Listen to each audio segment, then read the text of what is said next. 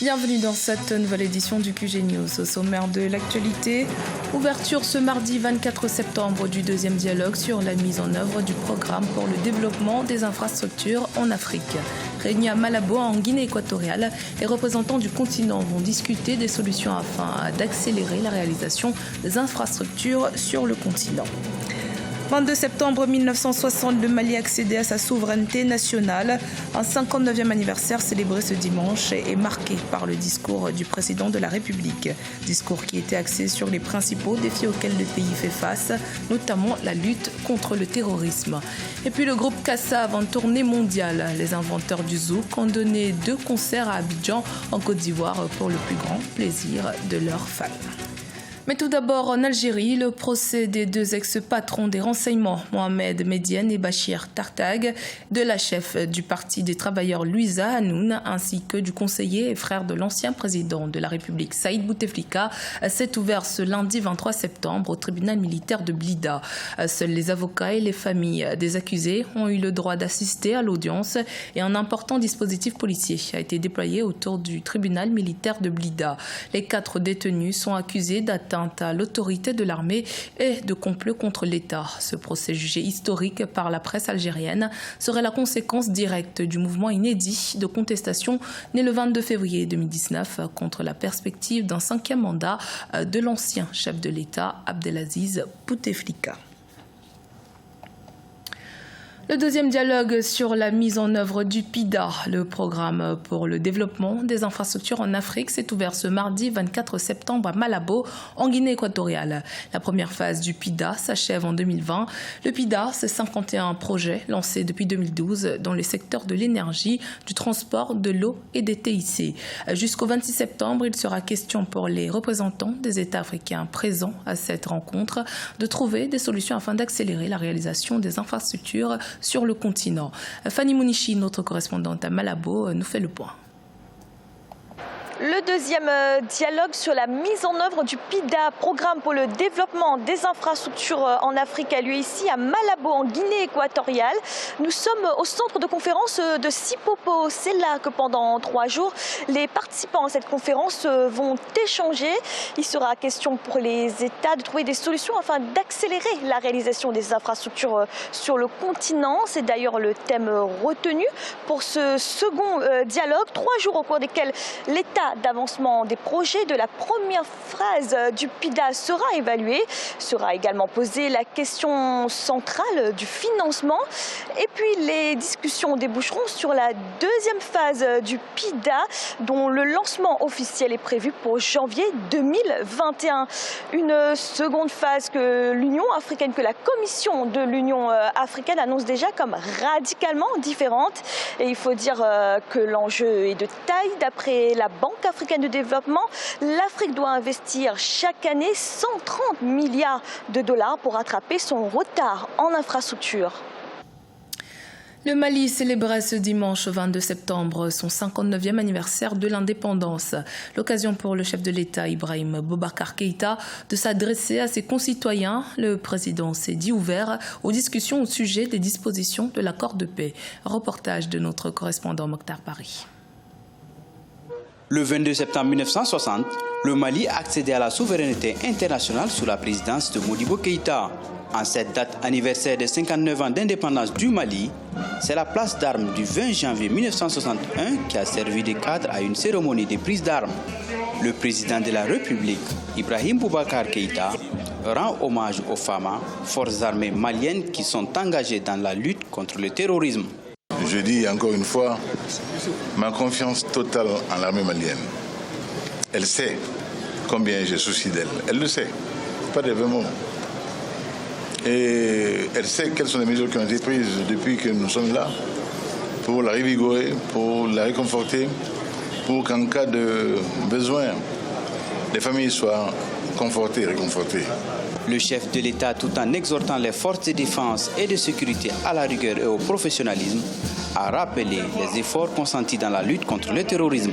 Vous avez vu dans le défilé, ces jeunes qui sont réunis dans l'armée, ça préfigure l'armée reconstituée. Et l'armée reconstituée, le Mali retrouvé, Le Mali fraternel plus que jamais. C'est ça le Mali. Cette cérémonie s'est tenue dans la ville militaire de Kati, à une vingtaine de kilomètres de Bamako. Les populations et même le chef de l'État n'ont pas résisté aux cadences des soldats chantant les louanges du Mali. Le Gabon et la Norvège ont signé un accord de 150 millions de dollars dans le cadre de l'initiative pour la forêt de l'Afrique centrale. Appui financier qui servira à encourager la réduction des émissions de gaz à effet de serre dues à la déforestation et à la dégradation des forêts naturelles du Gabon. Depuis plusieurs années, les autorités gabonaises ont développé une politique de conservation relativement poussée pour l'Afrique centrale. Le pays possède 13 parcs nationaux qui couvrent 11% de son territoire, mais aussi 20 aires marines protégées. Philomène Tine. 150 millions de dollars seront alloués au Gabon dans le cadre de l'initiative pour la forêt de l'Afrique centrale. Cet accord de 10 ans pour la réduction de ces émissions de gaz à effet de serre dues à la déforestation et à la dégradation et pour l'absorption du dioxyde de carbone pour ces forêts naturelles vise à assurer la préservation des forêts dans ce pays. Avec plus de 227 517 km² de forêt représentant près de 90% du territoire. Le Gabon est l'un des pays au couvert forestier le plus important au monde. Ce paiement de la Norvège à l'État gabonais pour la préservation de sa forêt aura bien entendu pour effet d'augmenter les investissements dans le secteur et à terme de créer de la croissance et de l'emploi, voire à limiter à son niveau le plus bas le taux de déforestation. Bien que le taux global de déforestation au Gabon demeure relativement faible, avec un chiffre inférieur à 0,1%, les activités économiques sont principalement liées aux activités extractives dans le pays. La préservation de la forêt nous semble être un impératif gouvernemental qui n'intègre pas les populations. Nous pensons qu'il serait opportun d'envisager une approche plus inclusive qui intègre l'éducation populaire et même l'éducation scolaire. Le Gabon sera donc le premier pays africain financé par des fonds internationaux pour poursuivre ses efforts contre la déforestation. Le pays vise à réduire de 50% ses émissions de gaz à effet de serre d'ici à 2025. Restructuration financière des petites et moyennes entreprises en Tunisie. C'est le projet mené par le ministère de l'Industrie qui se dit engagé pour le développement de ces entreprises. Un programme de 138 millions de dinars sur 3 ans pour financer ces PME a été mis en place à cet effet. Le choix des entreprises qui bénéficieront de cette aide sera basé sur un certain nombre de critères préétablis. Les précisions d'Amenedji. 138 millions de dinars de financement. C'est le montant global mis à disposition de 64 petites et moyennes entreprises tunisiennes par le ministère de l'Industrie et des petites et moyennes entreprises dans le cadre de la ligne de dotation et de soutien à la restructuration financière. Il s'agit en effet d'apporter aux entreprises en difficulté un soutien effectif de restructuration approfondie et de recapitalisation. Le gouvernement tunisien apporte son soutien, non pas comme un soutien de sauveteur, mais un soutien de responsabilité. On regardera surtout les PME qui sont les plus constantes, les PME qui ont conservé leur main-d'œuvre, les PME qui sont productives, qui permettent à ce qu'on économise des devises et qui soutiennent la politique d'emploi du gouvernement de Tunisie. Au total, 600 petites et moyennes entreprises sont ciblées sur une période de 3 ans pour bénéficier de cette mesure. Inscrite dans la loi des finances tunisiennes 2018, cette dernière sera appliquée suite à une étude de diagnostic financier et économique des opérations d'accompagnement auprès des institutions financières. Chaque fois qu'on fait ce qu'on appelle la restructuration financière, le premier résultat qui est déjà très bon, c'est qu'il y a déjà un assouplissement des défis dans le secteur économique. On ne peut pas déjà prédire que ça ne marchera pas, on ne peut que souhaiter que ça marche, être vigilant et puis suivre le processus de mise en œuvre, éventuellement lorsqu'il y a des défis, les relever afin qu'on puisse apporter les correctifs nécessaires. Les petites et moyennes entreprises représentent 90% du tissu industriel national, 20% du marché de l'emploi et contribue à hauteur de 17% au produit intérieur brut. Pour la première phase, 400 millions de dinars tunisiens avaient été budgétisés sur une période de 3 ans. 75 millions de francs CFA, c'est le montant de la redevance annuelle que devront s'acquitter les chaînes de télévision privées burkinabais pour figurer sur le bouquet TNT national.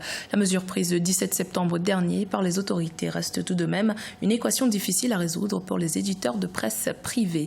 Les détails dans ce reportage de notre correspondant Jean-Paul Ouedraogo. Le gouvernement burkinabé a pris la mesure de fixer à 75 millions de francs CFA le montant de la redevance pour les chaînes de télévision privées qui souhaitent diffuser leurs programmes sur le bouquet TNT national.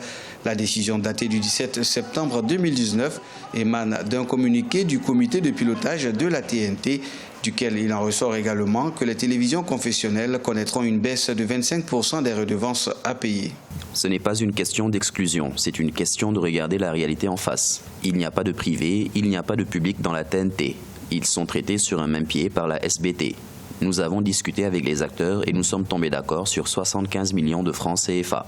Les éditeurs de presse privés devront s'acquitter du montant à partir de janvier 2020, une nouvelle dynamique qui s'avère un goulot d'étranglement pour ces derniers, dont certains ont déjà du mal à s'en sortir. On nous dira qu'il y a la subvention pour cela, mais généralement la subvention représente combien de pourcents dans nos différents chiffres d'affaires? Tout au plus 2 à 3% dans nos différents chiffres d'affaires.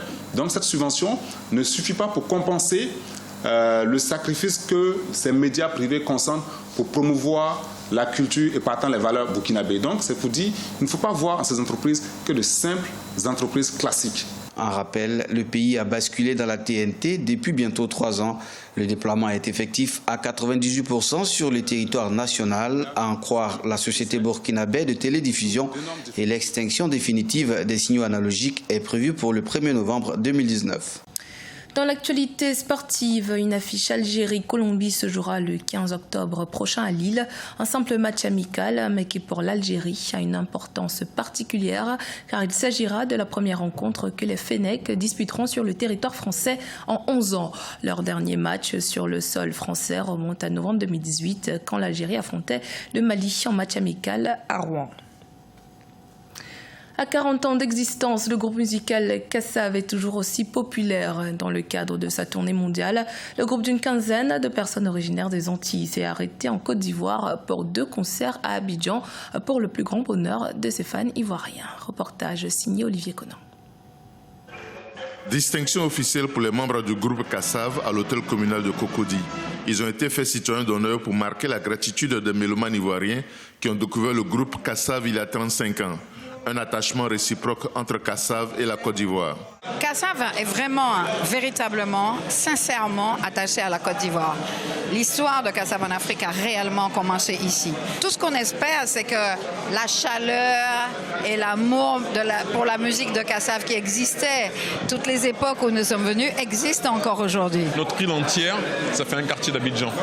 Voilà, et on est venu ici. Et puis on ne s'attendait pas, hein. Bon, on a eu un succès énorme et puis ça a rejailli sur toute la sous-région et puis sur le monde entier en fait. Donc voilà, donc les 40 ans viennent refêter ici. Au stade de l'université de Cocody, le public de Kassav a dansé et chanté à l'unisson avec le groupe qui lui procure les mêmes émotions de la musique zouk depuis 40 ans. Le spectacle était fabuleux, on s'est rappelé les vieux moments, les bons souvenirs et ils ont vraiment été des pros jusqu'au bout. Pour les fans, la magie de Kassav opère toujours et traverse même les générations. Vous avez vu ici, c'était toutes les générations qui étaient réunies. On a vu des grands-parents, des familles qui sont venues avec 3 générations. Kassav, en fait, c'est ça. J'ai connu Kassav quand j'étais un peu plus jeune. J'ai connu Kassav à leur premier concert à Abidjan. Et pour moi, c'était un moment exceptionnel. En rappel, Kassav a été créé en 1979. Le groupe a plus d'une trentaine d'albums à son actif et vendu plusieurs dizaines de millions de disques. À noter que Kassav reviendra en Côte d'Ivoire en 2020 dans le cadre d'une grande tournée africaine. C'était le journal de la rédaction. Merci de votre fidélité. Dans un instant, une nouvelle édition de l'actualité sur Africa 24.